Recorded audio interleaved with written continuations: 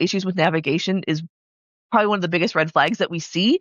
And if you're experiencing any of these things, it could be a sign that navigation is something to take a closer look at. A big one is your support calls. Is your support center getting contacted about your navigation? Are people calling your support and asking about things that could easily be found from your perspective on the website, or things that you know are on the website that they're not able to find, so they're calling support instead?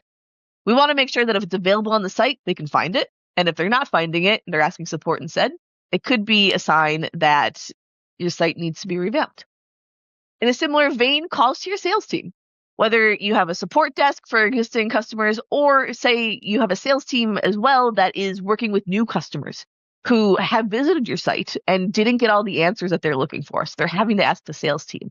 It could be a sign, especially if that content is already on the site, that your site needs to be revamped to better highlight that content for those new users. Another sign is online reviews. If you're a company that has online reviews for products or for your services, and you see them tanking because they're struggling to sign up with you or they're struggling to find things, we sometimes will see website concerns come out through those online reviews. And so keeping an eye on those reviews and seeing any kind of red flags of similar comments being made among users, especially if they're being made publicly in a review forum, probably a sign that you need to take a closer look at your website. And then the last one that we'll talk about from a broad perspective is users just flat out avoiding the site.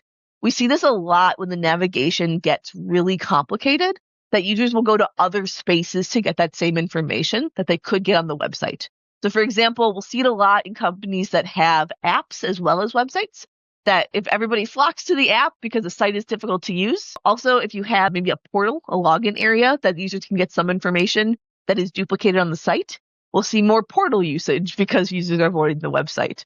So signs that they're trying to find other places to get that same information because they're trying to stay away from the website because they're unhappy with that experience or they're struggling to use it.